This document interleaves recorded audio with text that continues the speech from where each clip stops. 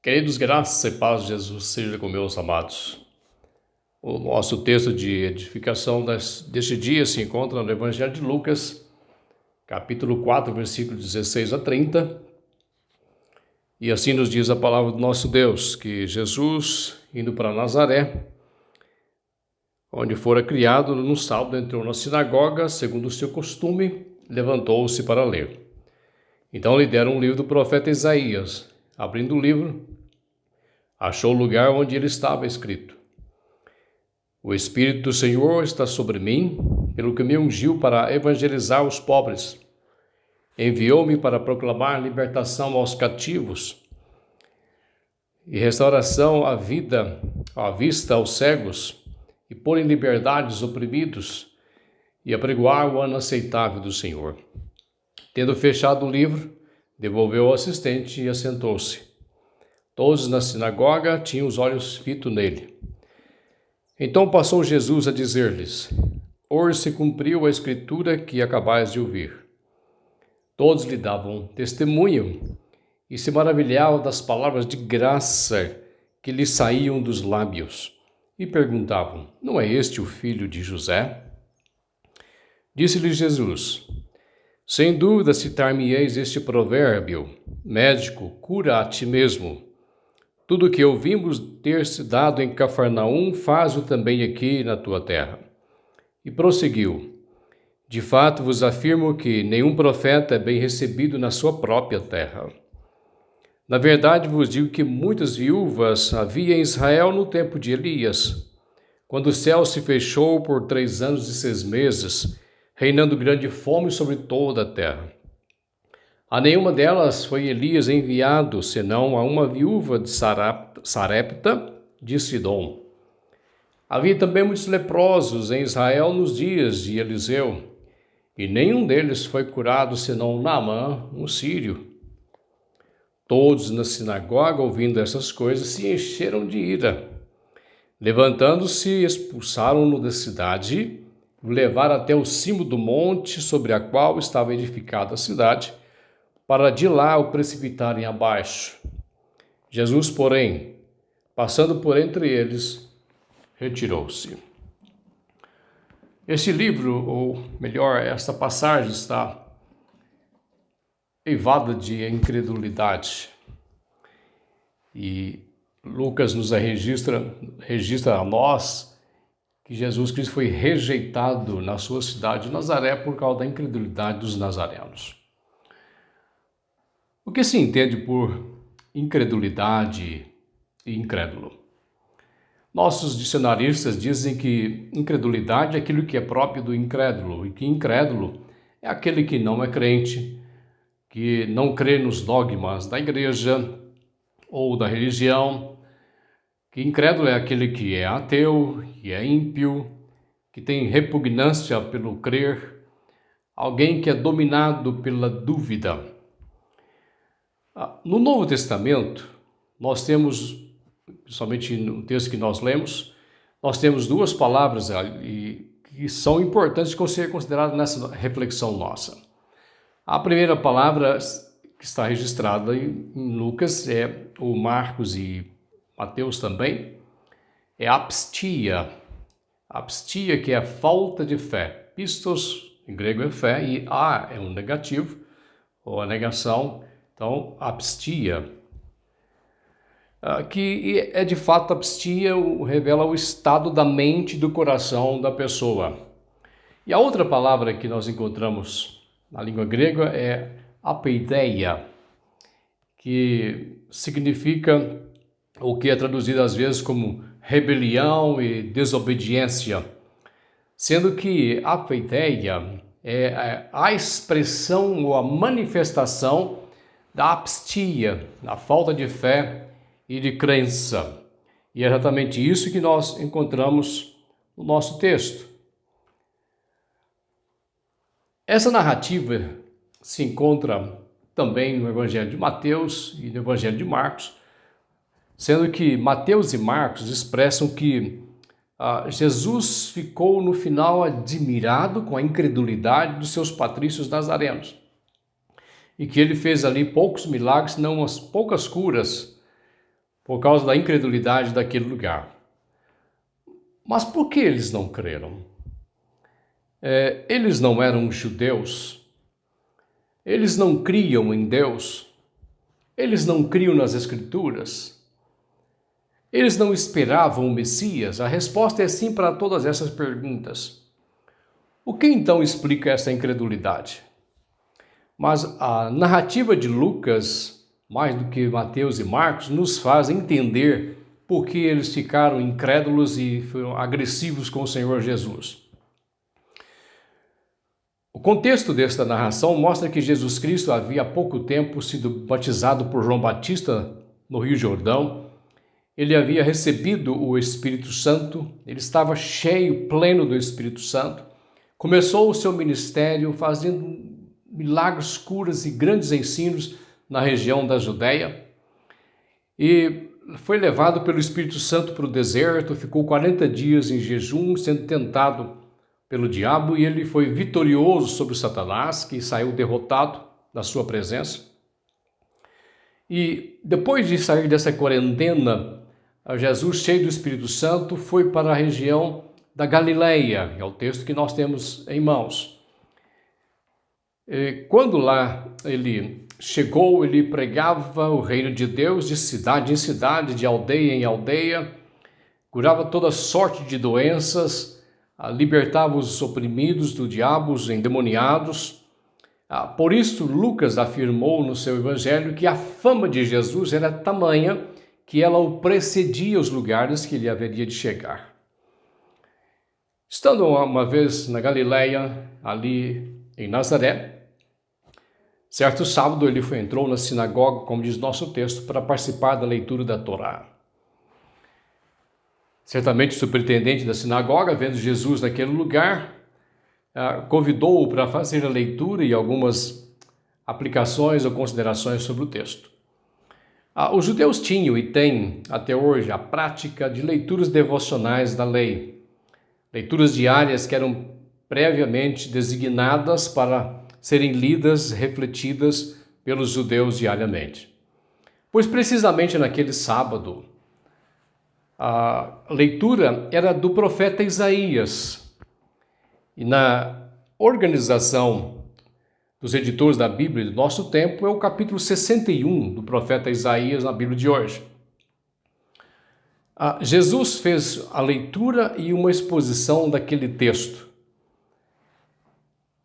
O texto nos mostra, tanto Mateus, Marcos e Lucas, que a exposição de Jesus foi tão excelente, tão maravilhosa, que os seus leitores ficaram maravilhados com aquilo que lhe saía dos lábios. E admirados exclamavam: de onde vem-lhe esta sabedoria? Ele era, de fato, um grande sábio e um grande mestre, ao ponto de que quando ele falava, as pessoas se quedavam e o ouviam o dia inteiro.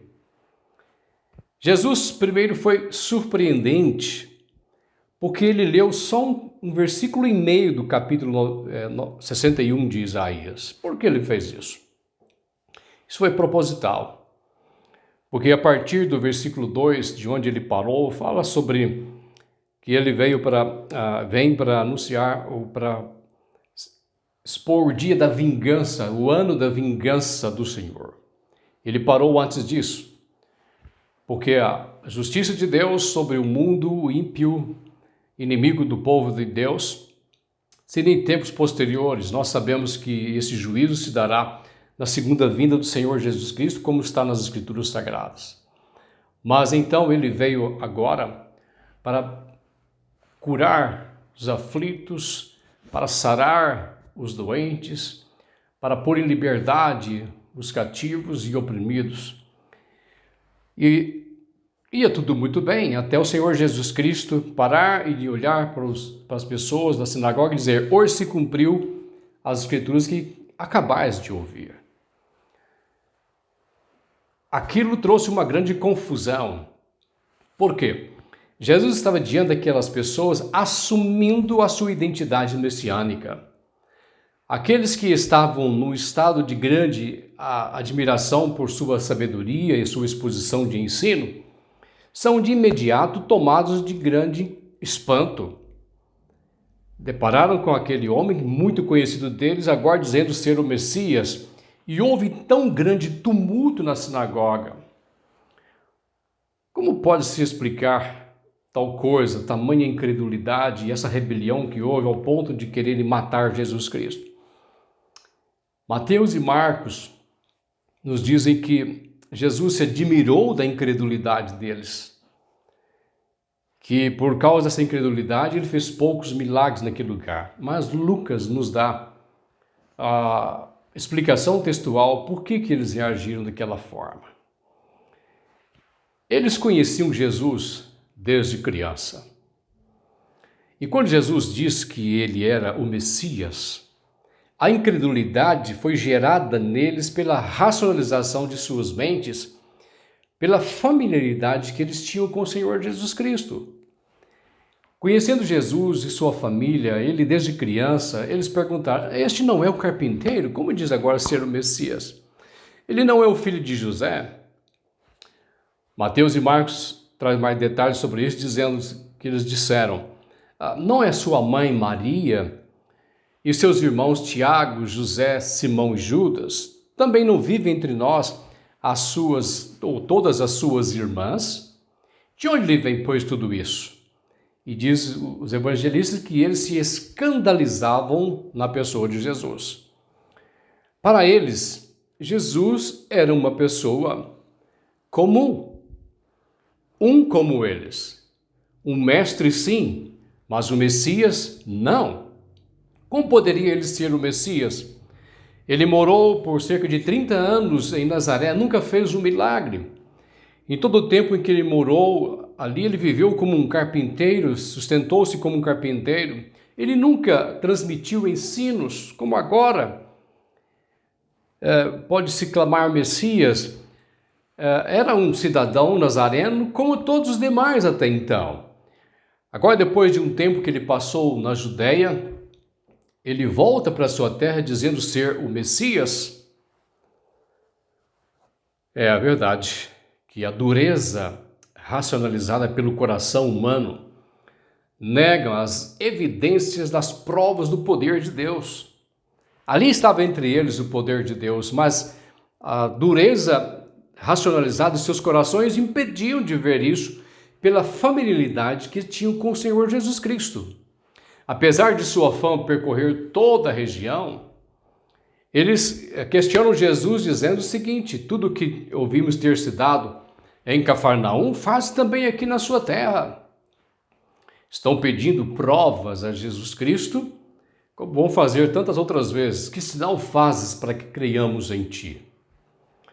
A declaração messiânica de Jesus, hoje se cumpriu as escrituras que acabais de ouvir, não lhes aproveitou coisa alguma por causa da incredulidade. Os nazarenos criam nas escrituras, os nazarenos criam no Deus Yahvé ou Jeová. Eles aguardavam as promessas de Deus, mas este que lhes falava era apenas mais um nazareno, que viram crescer entre eles. Não creram ser ele o Messias por causa dessa intimidade e familiaridade que tinham com Jesus desde a sua infância. Não o viram e nem o aceitaram como um ungido de Deus, o Cristo de Deus.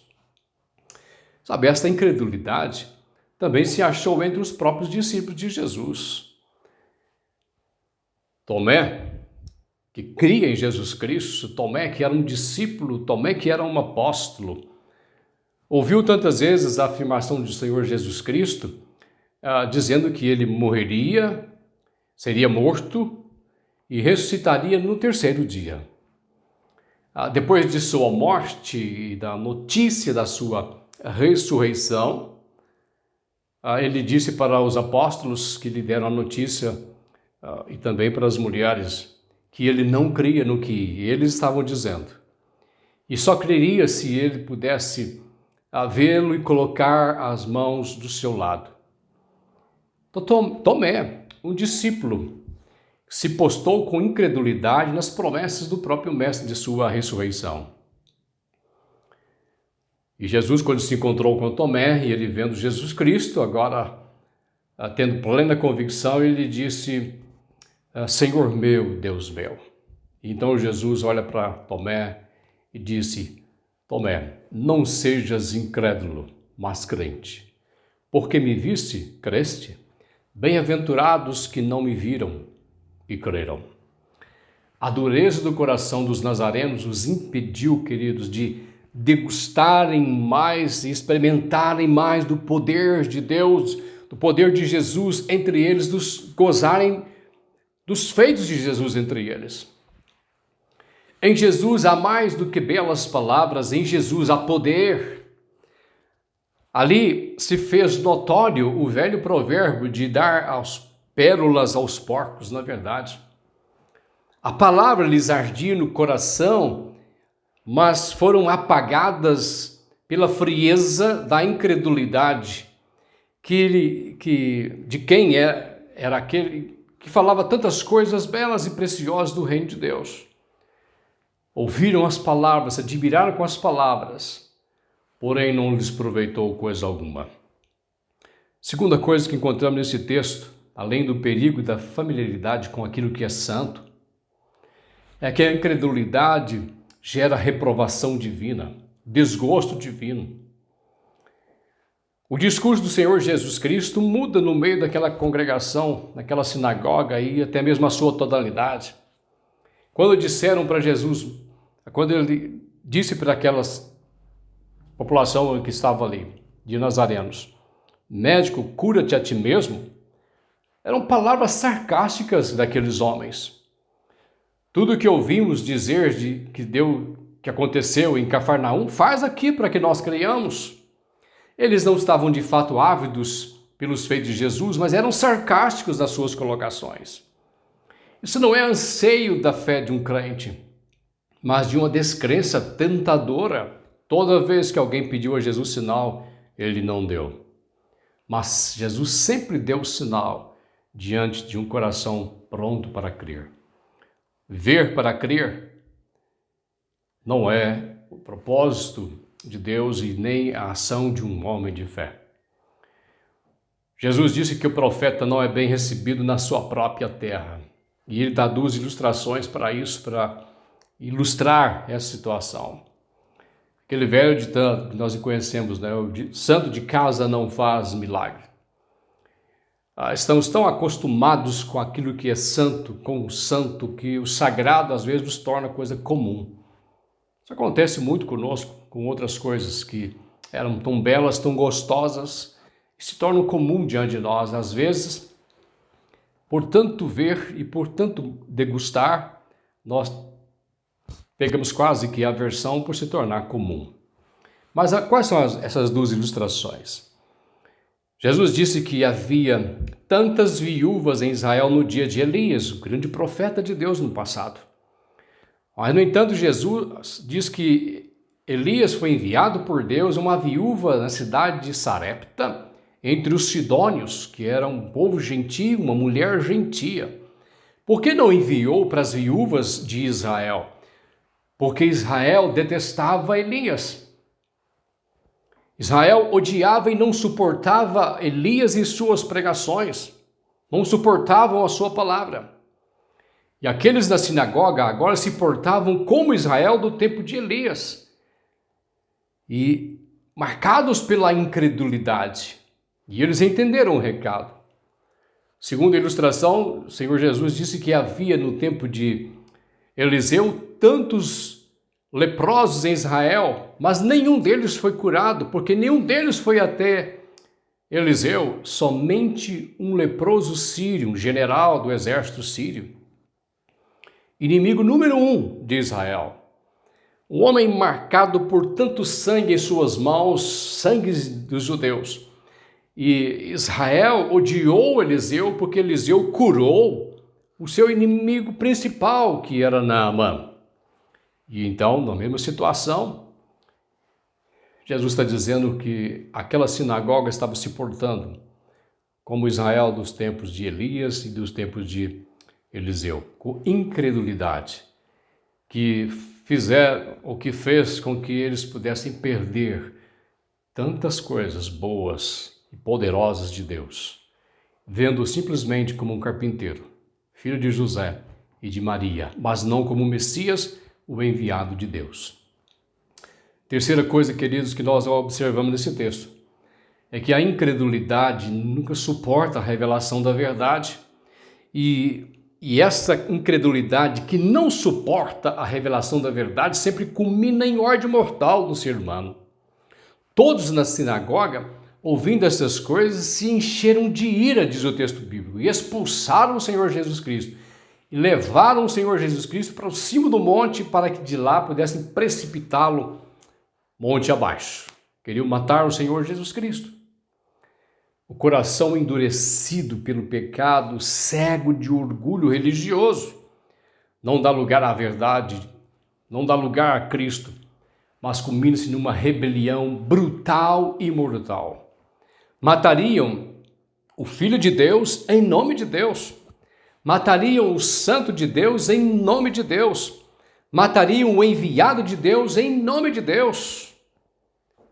Estranho isso, que contradição. A incredulidade daqueles homens priva-lhes de ver a manifestação do poder de Deus entre eles. Jesus fez poucos milagres ali. A incredulidade não diminui o poder de Deus. Jesus não ficou menos poderoso, mas ele ficou indisposto a manifestar seu poder entre eles por causa da incredulidade. E diz que uns poucos experimentaram essa grandeza do Senhor Jesus Cristo. Poucos experimentaram do fruto da fé, que acredita no poder de Deus para fazer infinitamente mais do que pensamos ou pedimos, conforme o seu poder que opera em nós. Como podemos concluir, meus amados, essa mensagem de proveito podemos tirar para nós sobre o perigo da incredulidade no meio do povo de Deus. Nossa geração tem sido melhor que a geração daqueles nazarenos? Há tantos em nosso tempo que gostam dos ensinos e admiram as palavras de Jesus Cristo, que o têm como grande mestre, mas abominam a ele como o Cristo de Deus. Abominam a exclusividade de Jesus como Salvador. Abominam este homem nazareno como o Filho de Deus e até mesmo abominam os seus discípulos, a igreja. Quantos deixam? Quantos deixaram? E quantos deixarão de ver a glória e o poder de Deus por causa da ignorância de um coração incrédulo? Por não crerem naquele Nazareno que era o Filho de Deus, que é o Filho de Deus, que devia vir ao mundo, que veio ao mundo, que voltará outra vez. Quantos não serão visitados pelo poder de Deus por causa da incredulidade? Quantas bênçãos de Deus deixarão de receber por causa da incredulidade? Podes crer que Ele é o Cordeiro de Deus que tira o pecado do mundo. Por crer que Ele é um caminho, a verdade e a vida, mas não o caminho, a verdade e a vida, e que ninguém vai ao Pai senão por meio dEle. O que Ele é, o que Ele fez, o que Ele ensinou, salva e transforma o homem mediante a fé nele. Olha, nós temos vivido um tempo que tem sido denominado como um tempo pós-moderno. E alguns têm chamado de uma era pós-cristã, que a Europa já está vivendo uma era pós-cristã e nós estamos caminhando para isso. Muitos têm Jesus como mestre dos mestres, mas não o único salvador de sua vida. Vivemos em um mundo que se inclina para a incredulidade, que se inclina para a rejeição do Senhor Jesus Cristo, seus ensinos, os princípios e os valores judaicos cristãos, os valores bíblicos do reino de Deus.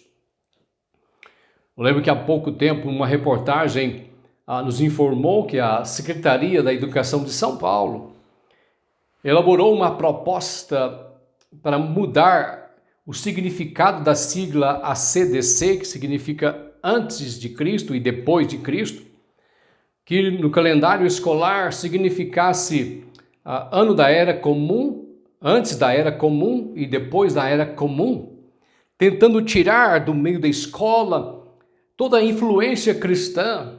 Já tiraram a Bíblia, já tiraram os ensinos religiosos, ou o ensino cristão. Agora querem mudar até mesmo essa sigla. É bem verdade que o Senhor Jesus advertiu os seus discípulos que no final dos tempos ele seria marcado por incredulidade, a ponto de dizer: haverá porventura fé na terra quando o Filho do Homem voltar. Queridos, tomemos posse da exortação do Senhor Jesus Cristo, que ele disse a Tomé: não sejas incrédulo, mas crente. Lembremos, a incredulidade pode estar também dentro daqueles que conhecem o Senhor Jesus Cristo. A incredulidade também pode estar dentro da igreja do Senhor Jesus Cristo. Não é só fora da igreja do Senhor Jesus Cristo. Tenhamos cuidado e vigiemos o nosso coração para com este grande mal, a incredulidade. A incredulidade nos faz perder a visão e a experiência com os feitos de Deus e sua glória. Mas a fé no Senhor Jesus Cristo nos faz perceptivo e nos faz experimentar aqui, agora e na aurora os feitos do poder de Deus e no futuro gozar sua glória. Há um velho hino que diz o seguinte: Deus promete grandes coisas conceder. A qualquer que peça crendo há de obter. Esperando, sem na fé enfraquecer, o Senhor a fé contemplará. Tua fé Jesus contemplará. Sim, o que Jesus promete, Ele dá. Ele vê o coração e responde à petição. Que eu e você, que a nossa igreja seja marcada por homens crentes em Jesus, que vivem pela fé em Jesus Cristo. Que a graça, que a paz e o amor de Deus seja com todos. Amém.